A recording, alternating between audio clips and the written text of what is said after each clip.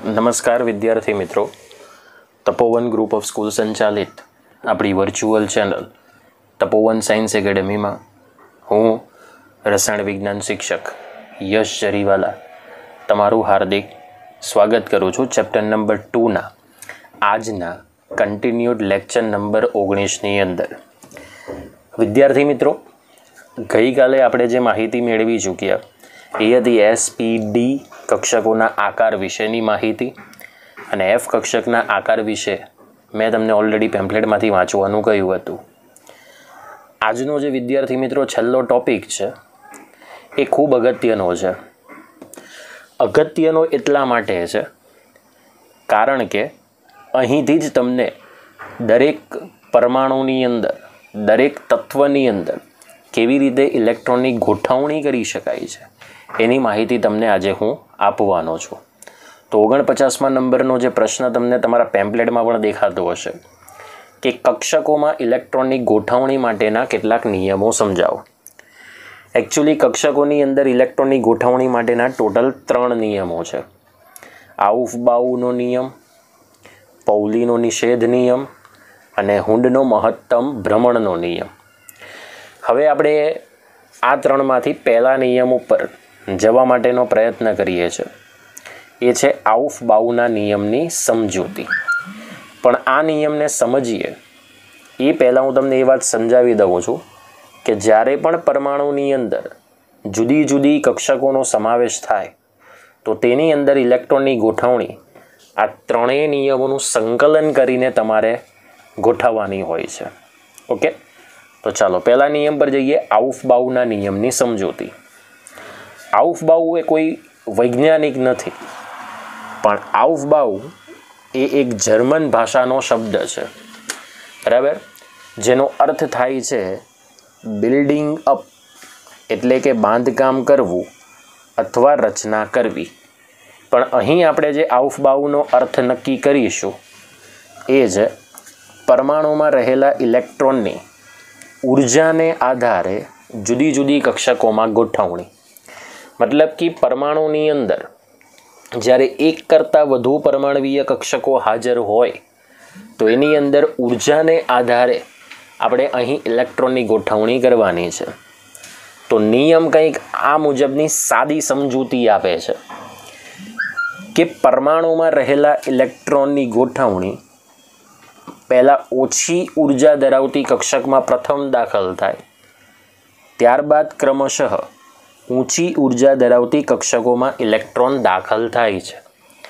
મતલબ કે પરમાણુની અંદર ઇલેક્ટ્રોન સૌપ્રથમ ઓછી ઉર્જા ધરાવતી કક્ષકમાં દાખલ થાય છે અને ત્યારબાદ જ ક્રમશઃ ઊંચી ઉર્જા ધરાવતી કક્ષકમાં ઇલેક્ટ્રોનની પૂર્તિ થાય છે. આનો મતલબ વિદ્યાર્થી મિત્રો આવો કંઈક થાય કે ઓછી ઉર્જા ધરાવતી પરમાણુવીય કક્ષક પ્રથમ ભરાય અને વધુ ઉર્જા ધરાવતી કક્ષક એ જ્યારે ઓછી ઉર્જા ધરાવતી કક્ષક પૂર્ણ ભરાઈ જાય ત્યાર પછી જ એની પૂર્તિ થાય છે. ઓકે, હવે આ નિયમ મુજબ તમારે જો કક્ષકોની ઉર્જાનો ક્રમ જાણવો હોય તો એ આપણને અહીં બતાવ્યું છે અને આ ક્રમ યાદ રાખવાનો છે.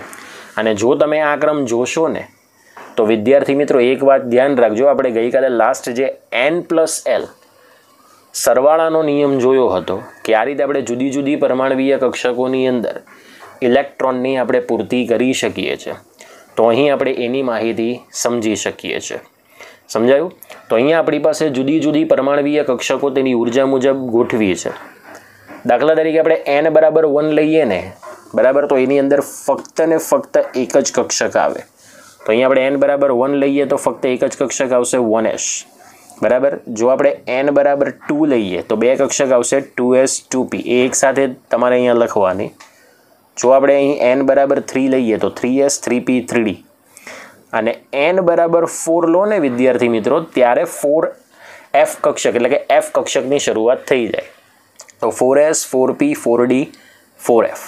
ઓકે, ચાલો n=5 લો એટલે અહીંયા 5gનો પણ સમાવેશ થાય, પણ આપણે અહીં 5s 5p 5d અને 5f ને ધ્યાનમાં લઈશું. હવે લઈએ n=6 તો એમાં 6s 6p અને 6d બરાબર. 6f કક્ષક પણ આવે, જો તમારે લખવી હોય તો એ પણ લખી શકો છો. અને n બરાબર 7, તો એની અંદર 7s અને 7p, તો 7d 7fનો પણ સમાવેશ થાય છે. પણ અહીંયા અભ્યાસ તરીકે આપણે 7s અને 7p ને ધ્યાનમાં લીધી છે. તો તમને એટલી તો ખબર પડી જ ગઈ હશે કે સૌથી ઓછી ઉર્જા બધા જ કક્ષકોની સરખામણીમાં કોની છે? બોલો, 1sની છે. તો પહેલાં 1s કક્ષક ઇલેક્ટ્રોનથી પૂર્ણ ભરાય, એટલે અહીંયા ડાઉન એરો તમને બતાવ્યો હશે. બરાબર. તો ચાલો પહેલાં 1s કક્ષક અહીંયા પૂર્તિ થાય, પછી ધીમે ધીમે ઉર્જા મેળવીને 2s કક્ષક ભરાય, પછી ધીમે ધીમે ઉર્જા મેળવીને 2p કક્ષક અને 3s કક્ષક ભરાય, ત્યારબાદ ઉર્જા મેળવીને 3p અને 4s કક્ષક ભરાય, ત્યારબાદ ક્રમશઃ ઉર્જા વધે ત્યારે 3d 4p અને 5s કક્ષક ભરાય, થોડી ઉર્જા વધશે એટલે 4dમાં ઇલેક્ટ્રોન, પછી 5pમાં, ત્યારબાદ 6sમાં. ઓકે. ત્યારબાદ ઇલેક્ટ્રોન મેળવીને ઇલેક્ટ્રોન 4fમાં, ત્યારબાદ 5dમાં, ત્યારબાદ 6pમાં, ત્યારબાદ 7sમાં. અહીંથી થોડી ઉર્જા પાછી વધશે, પછી ઇલેક્ટ્રોન 5fમાં, ત્યારબાદ ઇલેક્ટ્રોન 6dમાં અને ત્યારબાદ ઇલેક્ટ્રોન એ 7pની અંદર સંક્રમિત થશે. બરાબર. એટલે આ એકદમ ઇઝી ગોઈંગ તમને વે બતાવ્યો છે. બરાબર. આ કંઈ ગોખવાનું નથી. બરાબર. પહેલાં ઇલેક્ટ્રોન 1sમાં, ત્યારબાદ ઇલેક્ટ્રોન 2sમાં, ત્યારબાદ ઇલેક્ટ્રોન 2pમાં, ત્યારબાદ ઇલેક્ટ્રોન 3sમાં, ત્યારબાદ 3pમાં, ત્યારબાદ 4sમાં, ત્યારબાદ 3dમાં. હવે જુઓ, 3pમાંથી સીધો ઇલેક્ટ્રોન 3dમાં ન જાય. કેમ? તો 3pમાંથી ડાયરેક્ટ 4sમાં એટલા માટે જાય છે કેમ કે 4sના n+lનું મૂલ્ય એ 3dના n+lના મૂલ્ય કરતાં ઓછું છે. એટલે જેના માટે n+lનું મૂલ્ય ઓછું હોય તે કક્ષક પ્રથમ ભરાય અને ત્યારબાદ જ n+lનું વધુ મૂલ્ય ધરાવતી કક્ષકમાં ઇલેક્ટ્રોનની પૂર્તિ થાય. તો ઘણા બધાએ જ્યારે શિલ્પા મેડમે પ્રશ્ન ચલાવ્યો હતો ત્યારે ઘણા બધાએ વોટ્સએપમાં એવું પૂછ્યું હતું કે મેડમ પહેલાં 3dમાં ઇલેક્ટ્રોન ન ભરાય 4s કરતાં, પણ અહીંયા ક્રમ અનુસાર જવાનું નથી. તમારે મુખ્ય ક્વોન્ટમ આંકને ધ્યાનમાં નથી રાખવાનું, તમારે n+lના સરવાળાને ધ્યાનમાં રાખવાનું છે અને એ દરેક વખતે ન લખવો પડે. એટલે આઉફબાઉના આ નિયમ ઉપરથી આ ચાર્ટ તમે લખી દો તો ઇલેક્ટ્રોનની પૂર્તિ કેવી રીતે થાય છે એ તમે નક્કી કરી શકો. ઓકે.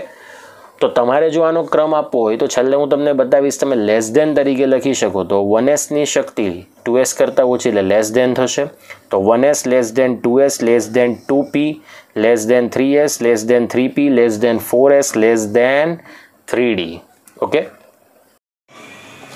હવે 3d પછી ભરાશે 4p એટલે less than 4p less than 5s less than 4d less than 5p less than 6s less than 4f less than 5d less than 6p less than 7s less than 5f less than 6d less than 7p. આ રીતે તમે કક્ષકોની પૂર્તિ કરી શકો છો. એ પેમ્પલેટમાં પાછળ આવશે ત્યારે તમને ખબર પડશે.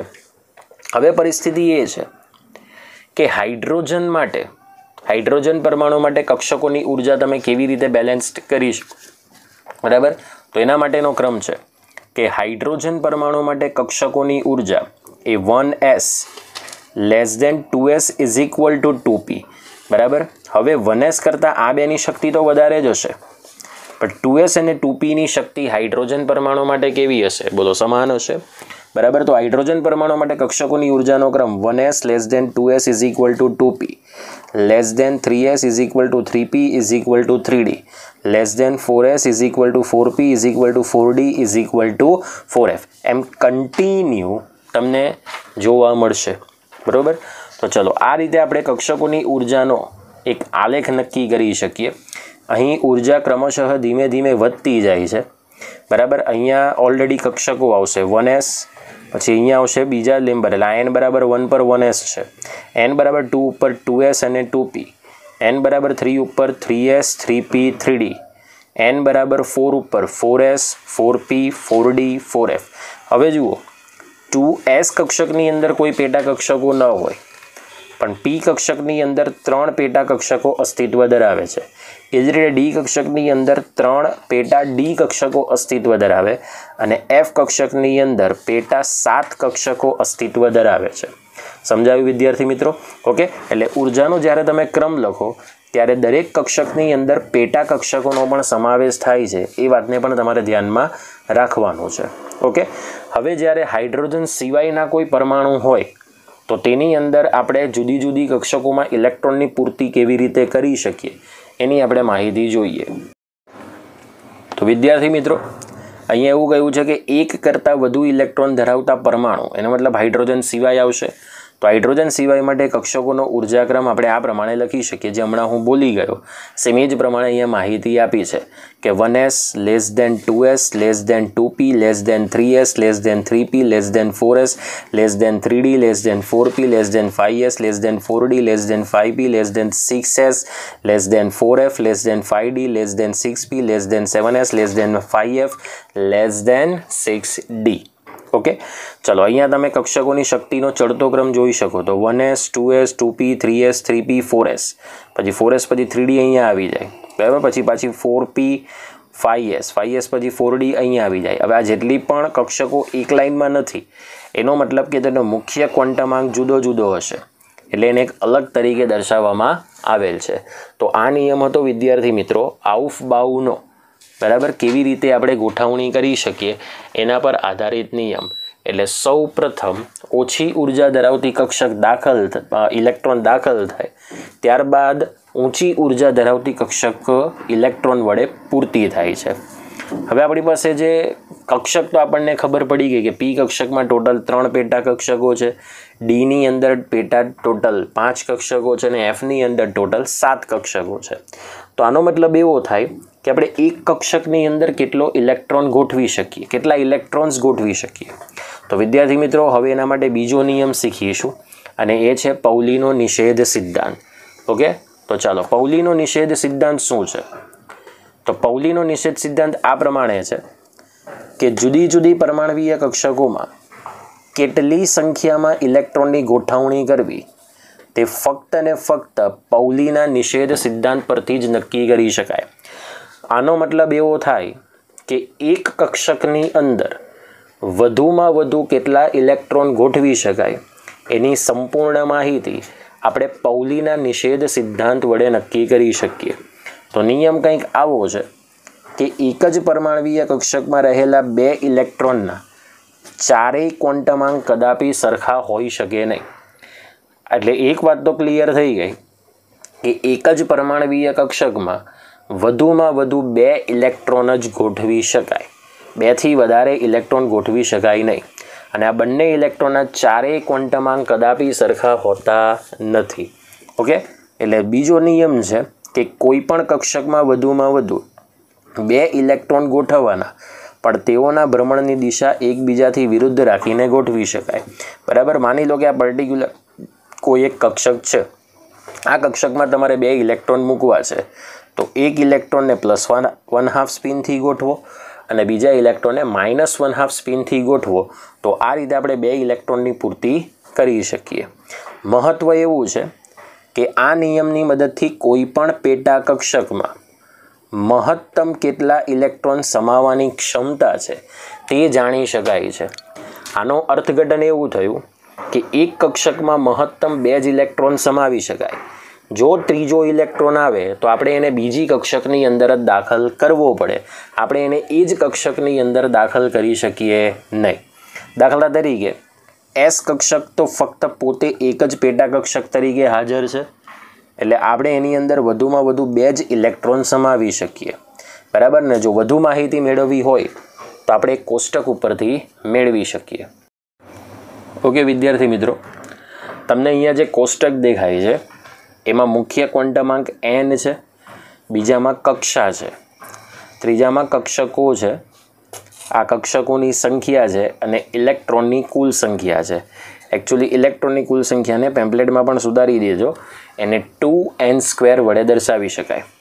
ચલો, n બરાબર 1 હોય તો એને k કક્ષા કહેવાય. એમાં ફક્ત એક જ કક્ષક s કક્ષકનો સમાવેશ થાય, એટલે કક્ષકોની સંખ્યા 1 આવશે, પણ ઇલેક્ટ્રોનની સંખ્યા કેટલી આવશે? 2. ચાલો, મુખ્ય ક્વોન્ટમાંકની કિંમત 2 છે, એટલે કક્ષા આવશે કેપિટલ L કક્ષા, જેમાં S પ્રકારની 1 કક્ષક અને P પ્રકારની 3 કક્ષક. 2નો સરવાળો કરો એટલે ટોટલ કેટલી આવશે? 4 કક્ષક, બરાબર ને. ઇલેક્ટ્રોનની સંખ્યા કેટલી આવશે? 8. હવે 8 કેવી રીતે થાય?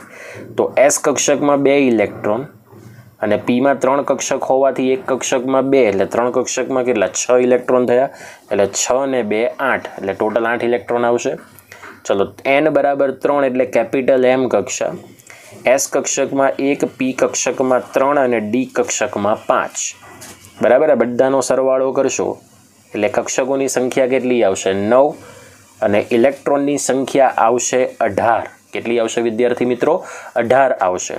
બરાબર, આમાં 2 ઇલેક્ટ્રોન, આમાં ટોટલ 6 ઇલેક્ટ્રોન અને આમાં મેક્સિમમ કેટલા? 10 ઇલેક્ટ્રોનનો સમાવેશ થશે. એટલે ટોટલ ઇલેક્ટ્રોનની સંખ્યા કેટલી આવશે? 18. ચાલો, મુખ્ય ક્વોન્ટમાંક 4. બરાબર, કક્ષા આવશે કેપિટલ N. બરાબર, ટોટલ S પ્રકારની એક કક્ષક, P પ્રકારની 3, D પ્રકારની 5 અને F પ્રકારની 7 કક્ષકો આવશે. ઓકે, ચાલો, ટોટલ કક્ષકોની સંખ્યા કેટલી છે? 16. બરાબર, અને ઇલેક્ટ્રોનની ટોટલ સંખ્યા કેટલી આવશે? 32 આવશે. બરાબર, આમાં ટોટલ 14 ઇલેક્ટ્રોન, આમાં 10 ઇલેક્ટ્રોન, આમાં 6 ઇલેક્ટ્રોન ને આની અંદર 2 ઇલેક્ટ્રોન. બધી જ કક્ષકોમાં રહેલા ઇલેક્ટ્રોનનો સરવાળો કરશો એટલે ટોટલ તમને ઇલેક્ટ્રોન કેટલા મળશે? 32 મળશે. કેટલા મળશે વિદ્યાર્થી મિત્રો? 32 ઇલેક્ટ્રોન તમને અંદર પૂર્તિ થશે. તો આ રીતે આપણે પાઉલીના નિષેધ સિદ્ધાંત ઉપરથી કોઈપણ કક્ષકમાં મેક્સિમમ કેટલા ઇલેક્ટ્રોન દાખલ કરી શકીએ એની આપણે માહિતી મેળવી શકીએ. ચલો, આ તો વાત થઈ ગઈ દરેક કક્ષકમાં કે ઉર્જા મુજબ ઇલેક્ટ્રોનની ગોઠવણી કરવાની અને એક કક્ષકમાં મહત્તમ 2 ઇલેક્ટ્રોનની પૂર્તિ કરી શકાય.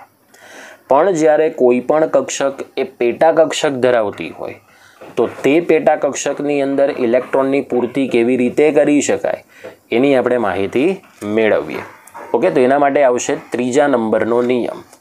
અને એ જે 3જા નંબરનો નિયમ છે, કોઈપણ પેટા કક્ષકની અંદર કેવી રીતે ઇલેક્ટ્રોનની ગોઠવણી કરવી એ હુન્ડના મહત્તમ ભ્રમણના નિયમ ઉપરથી જ નક્કી કરી શકાય.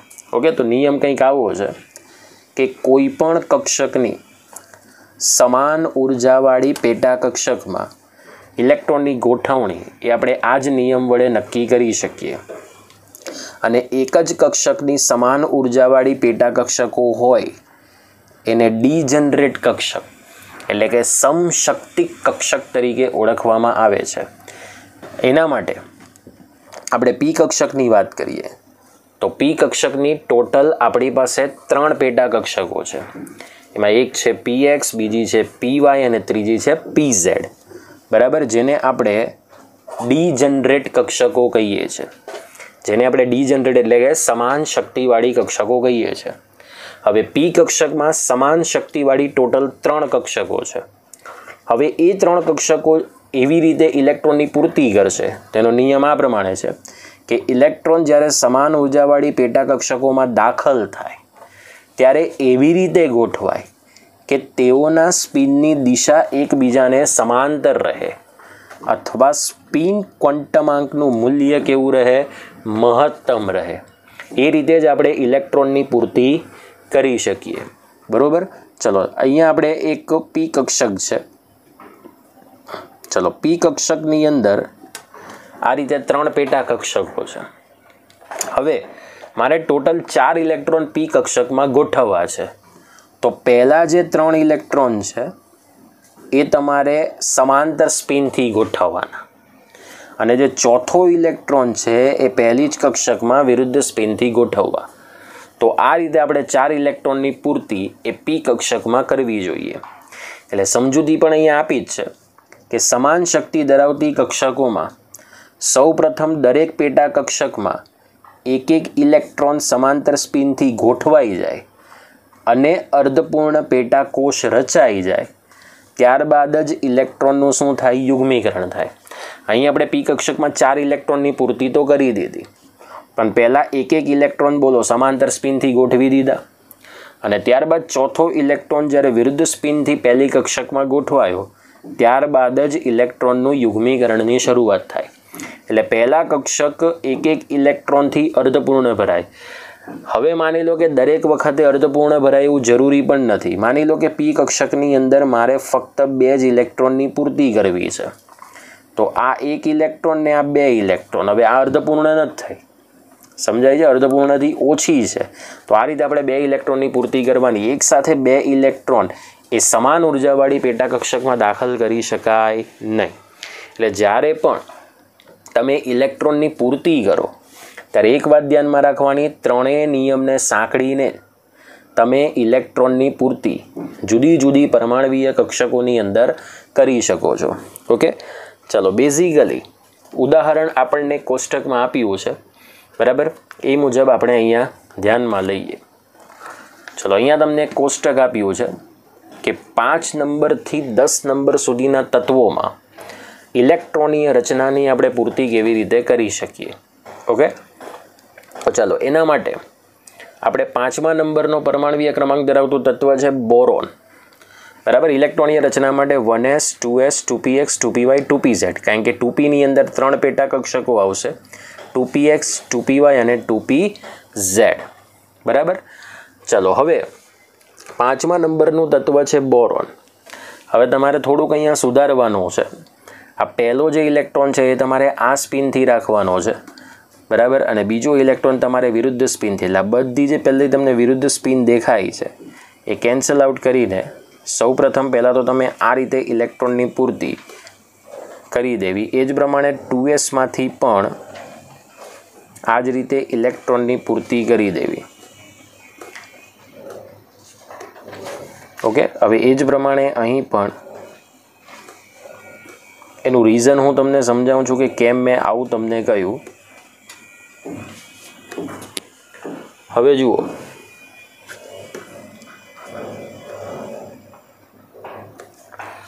આનો મતલબ એવો થયો કે તમે આ પ્રકારે પહેલી સ્પિન રહેવા દો તો પણ ચાલે, પણ તમારે અહીં એક ઇલેક્ટ્રોન પણ આ જ સ્પિનથી દર્શાવવો પડે, બરાબર. એટલે પહેલો ઇલેક્ટ્રોન તમારી કઈ સ્પિનથી દાખલ થયો છે એ મુજબ જ દરેકની અંદર તમારે પહેલો ઇલેક્ટ્રોન એ મુજબ દાખલ કરવો પડશે. પણ આપણે સિસ્ટમ આ પ્રમાણે ટ્રેન્ડ કરીએ છીએ કે પહેલો ઇલેક્ટ્રોન આપણે +1/2 સ્પિનથી અને એની સાથે બીજો ઇલેક્ટ્રોન -1/2 સ્પિનથી ગોઠવીએ છીએ. હવે આપણને ખબર છે કે 1s કરતાં 2sની શક્તિ વધારે અને 2s કરતાં 2pની શક્તિ વધારે, પણ 2px 2py અને 2pzની શક્તિ કેવી સમાન રહે છે. ઓકે, ચાલો બોરોનની અંદર તમારે ટોટલ 5 ઇલેક્ટ્રોન ગોઠવવાના. તો 2 ઇલેક્ટ્રોન પહેલાં 1sમાં ગોઠવી દેવાના યુગ્મીકરણથી, પછીના 2 ઇલેક્ટ્રોન તમારે ગોઠવવાના 2sથી, અને ત્યાર પછી તમારે 5મો ઇલેક્ટ્રોન ગોઠવવાનો ક્યાં 2pxમાં. સમજાય છે વિદ્યાર્થી મિત્રો? પહેલાં 1s કક્ષક 2 ઇલેક્ટ્રોનથી પૂર્તિ કરી દીધી. 1sમાં જ્યાં સુધી 2 ઇલેક્ટ્રોન ન પૂર્તિ થાય ત્યાં સુધી 2sની અંદર ઇલેક્ટ્રોન દાખલ થશે નહીં. તો આ પહેલો, બીજો, ત્રીજો, ચોથો અને અહીં કોણ આવશે 5મો. ચલો હવે કાર્બન પરમાણવીય ક્રમાંક 6માં 6 ઇલેક્ટ્રોન ગોઠવવાના. તો 1sમાં 2, 2sમાં 2, 2pxમાં 1 અને 2pyમાં 1. સમજાય છે? ચાલો ત્યાર પછી 7મા નંબરનો તત્વ એ છે નાઇટ્રોજન, બરાબર. તો 2 ઇલેક્ટ્રોન 1sમાં, પછીના 2 ઇલેક્ટ્રોન 2sમાં, પછી 3 ઇલેક્ટ્રોન બાકી રહ્યા. તો 2px 2py 2pz ત્રણેયમાં એક એક સમાંતર સ્પિનથી ગોઠવાશે. સમજાયું વિદ્યાર્થી મિત્રો? ચલો ત્યાર પછી 8મા નંબરનું તત્વ જેને આપણે શું કહીએ છીએ? ઓક્સિજન. ઓકે, તો 1sમાં 2, 2sમાં 2, હવે 2px 2py 2pzમાં પહેલાં એક એક સમાંતર સ્પિનથી ગોઠવવાના અને બાકીનો એક ઇલેક્ટ્રોન તમારે ક્યાં રાખવાનો? 2pxમાં. તો જુઓ 1 2 3 4 જે 5 6 7 અને 8મા નંબરનો ઇલેક્ટ્રોન વિરુદ્ધ સ્પિનથી ગોઠવાશે. તો ઘણી વખત તમને એવું પણ પૂછાય કે ઓક્સિજન નંબરના તત્વમાં 8મા ઇલેક્ટ્રોન જે દાખલ થાય છે એની સ્પિન જણાવો. એટલે +1/2 પણ હોઈ શકે અથવા -1/2 પણ હોઈ શકે, એટલે બંને સાચું કહેવાય. ત્યારબાદ 9મા નંબરનું તત્વ જેને કહેવાશે ફ્લોરિન. તો 2 ઇલેક્ટ્રોન આવશે પહેલાં 1sમાં પૂર્તિ થાય, પછીના 2 ઇલેક્ટ્રોન આવશે 2sમાં પૂર્તિ થાય. ત્યાં ટોટલ 4 ઇલેક્ટ્રોન પૂર્તિ થઈ ચૂક્યા. 5 6 7 સમાંતર સ્પિનથી, 8 અને 9 એ વિરુદ્ધ સ્પિનથી અહીં ગોઠવશે. 10મા નંબરનું તત્વ એ છે નિયોન. તો 1sમાં 2 ઇલેક્ટ્રોન, 2sમાં 2 ઇલેક્ટ્રોન પૂર્તિ થઈ ચૂક્યા. ટોટલ કેટલા ઇલેક્ટ્રોન આવશે? 4. પછી આ 5 6 7 8 9 અને 10. સમજાય છે વિદ્યાર્થી મિત્રો? તો આ રીતે આપણે 5 થી 10 નંબરના તત્વોની અંદર ઇલેક્ટ્રોનીય રચનાની પૂર્તિ એઝ અ સેમ્પલ તરીકે તમને આપી છે. ઓકે, ચાલો હવે આપણે કેટલીક હવેની લાસ્ટ એક થિયરી એવી જોઈએ કે જ્યારે 2 કક્ષકોની ઉર્જા વચ્ચે થોડો ઓછો તફાવત હોય તો ત્યારે આપણે ઇલેક્ટ્રોનીય રચના કેવી રીતે નક્કી કરી શકીએ એની માહિતી મેળવીએ.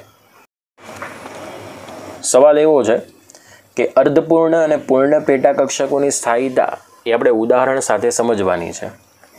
હવે આપણે જે અત્યારે 5મા નંબરથી 10મા નંબરના તત્વોની જે ઇલેક્ટ્રોનીય રચના લખીને વિદ્યાર્થી મિત્રો, એ હતી ભૂમિ અવસ્થાની એટલે કે ધરા અવસ્થાની ઇલેક્ટ્રોનીય રચના. તો કોઈ પણ તત્વની ભૂમિ અવસ્થામાં દર્શાવેલ ઇલેક્ટ્રોન રચના એ હંમેશા તેની ન્યૂનતમ ઉર્જાને અનુરૂપ હોય. કારણ કે જ્યારે પરમાણુ એ પોતાની ભૂમિ અવસ્થામાં જ્યારે ઇલેક્ટ્રોનની પૂર્તિ કરશે ત્યારે એની ઉર્જા કેવી બનશે? ન્યૂનતમ બનશે. બરાબર. તત્વના પરમાણુઓમાં ઇલેક્ટ્રોનની ગોઠવણી માટે એના ત્રણેય નિયમોનું હંમેશા પાલન થવું જોઈએ. ત્રણેય નિયમોનું પાલન ન થાય ત્યાં સુધી આપણે ઇલેક્ટ્રોનની પૂર્તિ કરી શકીએ નહીં. આમ છતાં કેટલાક કિસ્સા જેવા કે ક્રોમિયમ અને કોપર, જ્યાં બે કક્ષકો છે, એક કક્ષક છે 3D અને બીજી કક્ષક છે 4s. બરાબર. તો ક્રોમિયમ અને કોપરમાં 3D અને 4s કક્ષક વચ્ચે ઉર્જાનો તફાવત કેવો છે? ઓછો. ત્યારે તેમાં ઇલેક્ટ્રોન એ 4s કક્ષકમાંથી વધુ ઉર્જાવાળી 3D કક્ષકમાં જાય. પણ ક્યારે? જ્યારે 3D ઇલેક્ટ્રોન એ અર્ધપૂર્ણ કે પૂર્ણ થવાની તૈયારીમાં હોય ત્યારે. હવે 3D કક્ષક અર્ધપૂર્ણ ક્યારે થાય? જ્યારે એ 5 ઇલેક્ટ્રોન વડે પૂર્ણ થતી હોય. અને 3D કક્ષક પૂર્ણ ક્યારે થાય? જ્યારે તે 10 ઇલેક્ટ્રોન વડે સંપૂર્ણ ભરાતી હોય. તો જ્યારે 3D કક્ષક અર્ધપૂર્ણ કે પૂર્ણ થવાની તૈયારીમાં હોય ત્યારે ઇલેક્ટ્રોન 4sમાંથી એટલે કે એક ઇલેક્ટ્રોન 4sમાંથી ક્યાં સંક્રમિત થાય? ઓછી ઉર્જા ધરાવતી 3D કક્ષકમાં. બરાબર. પરિણામે ઊંચી ઉર્જાવાળી બધી જ પેટા કક્ષકો એ અર્ધપૂર્ણ અથવા પૂર્ણ પેટાકોષની રચના પ્રાપ્ત કરતી હોય ત્યારે તે મહત્તમ સ્થિરતા ધારણ કરે છે. એટલે ક્રોમિયમની આદર્શ ઇલેક્ટ્રોનીય રચના આર્ગોન 3d4 4s2 ને બદલે આર્ગોન 3d5 4s1 થાય. અહીં 5 કરજો, કારણ કે જુઓ 3d4 એટલે 3d5 કરો એટલે અર્ધપૂર્ણ થવાની તૈયારીમાં હોય. બરાબર. કારણ કે 3Dની શક્તિ 4s કરતાં કેવી છે? વધારે છે. એટલે અહીં જે 3D કક્ષક છે એ 4s માટે સ્ક્રીનિંગ અસર ઉત્પન્ન કરશે. હવે આ સ્ક્રીનિંગ અસર શું છે એ તમે ત્રીજા ચેપ્ટરમાં ભણશો. એટલે 4sમાંથી એક ઇલેક્ટ્રોન અહીંયા આવી જાય એટલે આર્ગોન 3d5 4s1 થાય. કોની ઇલેક્ટ્રોનીય રચના? ક્રોમિયમની ઇલેક્ટ્રોનીય રચના. એ જ પ્રમાણે કોપરનું ઇલેક્ટ્રોનીય બંધારણ આર્ગોન 3d9 4s2 ને બદલે આર્ગોન 3d10 4s1 થાય. ચલો અહીંયા 3D પૂર્ણ ક્યારે ભરાય? જ્યારે તેની અંદર 10 ઇલેક્ટ્રોનની પૂર્તિ થાય ત્યારે. એટલે આમાંથી એક ઇલેક્ટ્રોન ક્યાં આવી જશે? 3Dમાં. ઓકે. એટલે ઇલેક્ટ્રોનીય રચના આર્ગોન 3d10 4s1 થશે. કોની? કોપરની. અને ક્રોમિયમની કઈ થશે? Argon 3d5 4s1. ઓકે. ચલો હવે કન્ડિશન શું છે? તો એ કન્ડિશનને આપણે ચોરસ ખાનામાં દર્શાવી શકીએ. તો જુઓ તમને અહીંયા પરિસ્થિતિ આપી છે ક્રોમિયમની. તો ક્રોમિયમની ઇલેક્ટ્રોનીય રચના આર્ગોન એટલે એમાં 18 ઇલેક્ટ્રોન પૂર્તિ થઈ ચૂક્યા. બરાબર. હવે 18 ને 2 20 પહેલાં આમાં જ હશે 4sમાં. ધ્યાન રાખજો 3D ભલે પહેલાં આવે પણ ઇલેક્ટ્રોન પહેલાં ભરાશે 4sમાં. કેમ? કારણ કે 3Dનો n+lનો સરવાળો એ 4sના n+lના સરવાળા કરતાં વધારે છે. ઓકે. ચલો 18 ઇલેક્ટ્રોન તો તમે સંવૃત ઇલેક્ટ્રોનીય રચના દ્વારા આર્ગોનમાં ભરી દીધા. ક્લિયર? ચલો આર્ગોનની અંદર તમે ભરી દીધા એટલે આ 19મા નંબરનો ઇલેક્ટ્રોન, આ 20મા નંબરનો ઇલેક્ટ્રોન થઈ ગયો. પછી આ તમારી પાસે સમાંતર સ્પિનથી પહેલાં ઇલેક્ટ્રોન ગોઠવાય. કારણ કે 3Dમાં ટોટલ પેટા કક્ષકો કેટલી આવશે? 5. 5માંથી બોલો 4 ઇલેક્ટ્રોન ગોઠવાય 24 થઈ ગયા. પણ આ 3D અર્ધપૂર્ણ થવા માટે હજી એક કક્ષક ખાલી બતાવે છે. એટલે આમાંથી આ એક વિરુદ્ધ સ્પિનનો ઇલેક્ટ્રોન એ અહીંયા સમાંતર સ્પિનથી ગોઠવાઈ જશે. ક્લિયર થાય છે? એટલે જુઓ આર્ગોન એટલે 18, 18 ને આ એક 19, 20, 21, 22, 23 અને 24. તો બોલો 24 ઇલેક્ટ્રોન આ રીતે પૂર્તિ થઈ ગયા. તો અર્ધપૂર્ણ પેટાકોષને કારણે પ્રાપ્ત થતી સ્થિરતા. એવી જ સેમ વસ્તુ તમે કોપરની અંદર જોઈ શકો છો. તો જુઓ કોપરની અંદર આર્ગોન એટલે 18 ઇલેક્ટ્રોન, 18, 19, 20, પછી 21, 22, 23, 24, 25 આ સમાંતર સ્પિનથી, પછી 26, 27, 28 અને આ 29. તો આ છે સામાન્ય ઇલેક્ટ્રોન રચના. બરાબર. પણ હવે 3D એ પૂર્ણ થવા માટે એક ઇલેક્ટ્રોન ખૂટે છે. એટલે આમાંથી જે વિરુદ્ધ સ્પિનનો ઇલેક્ટ્રોન છે તે બોલો અહીંયા આવી જશે. રેડી. એટલે આર્ગોન, પછી અહીંયા આવશે 4s1 અને અહીંયા આવશે 3d10. પણ ધ્યાન રાખજો 3d કરતાં 4sની શક્તિ ઓછી, એટલે પહેલાં ઇલેક્ટ્રોન હંમેશા પહેલાં 4sમાં ભરાય અને ત્યારબાદ જ ઇલેક્ટ્રોનની પૂર્તિ ક્યાં થાય છે? 3dની અંદર તમને જોવા મળે છે. ઓકે, આથી એવું કહી શકાય એમ એક જ પ્રકારની બધી જ કક્ષકો એ પૂર્ણ ભરાયેલી હોય અથવા અર્ધપૂર્ણ ભરાયેલી હોય તો તે તેવા પરમાણુઓનું સ્થાયિત્વતા શું કરે છે? વધારે છે. બરાબર. એટલે અહીંયા પૂર્ણ થવાની તૈયારીમાં છે, એટલે અહીંયા સ્થિરતા વધી જાય, અહીં સ્થિરતા ઘટી જાય.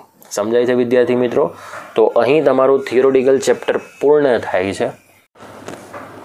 વિદ્યાર્થી મિત્રો, આપણે 1 થી 30 જેવા તત્વોની જે ઇલેક્ટ્રોનની રચના છે એનો અભ્યાસ આપણે આવતીકાલના લેક્ચરમાં કરીશું. પણ જે મારે કહેવાનું છે એ છે ટૂંક પ્રશ્નો. ટૂંકા પ્રશ્નો ખાસ ધ્યાનમાં રાખવાના, કારણ કે પૂછાવાના તો નથી પણ MCQ ટાઈપની અંદર તમને કેટલીક ગણતરી ખૂબ કામ લાગશે. તો ટોટલ આપણી પાસે આ પેમ્પલેટની અંદર જેટલા પણ ટૂંકા પ્રશ્નો હોય એ બધા જ તમારે લર્ન કરવાના, મોઢે કરવાના છે, પણ એને નોટબુકમાં લખવાના નથી. બરાબર. એટલે એની પ્રેક્ટિસ આપણે કેવી રીતે કરી શકાય છે, એની માહિતી ગણતરી દ્વારા આપણે કેવી રીતે મેળવી શકીએ છીએ, બસ એ જ સંપૂર્ણ માહિતી તમારા ટૂંકા પ્રશ્નોમાંથી લેવાની છે. પણ જે ઇલેક્ટ્રોનીય રચના છે 1 થી 30 તત્વોની, એના માટે આ 3 નિયમો તમારે વાંચવા જરૂરી છે અને આ 3 નિયમો તમારે મોઢે કરવાના. અને એ મુજબ આપણે આવતીકાલના લેક્ચરમાં 1 થી 30 તત્વોની ઇલેક્ટ્રોનીય રચના વિશે અભ્યાસ કરીશું. ઓકે, કેવી રીતે આપણે ઇલેક્ટ્રોનીય રચનાને પૂર્તિ કરી શકીએ. ક્લિયર? જય હિન્દ, જય ભારત.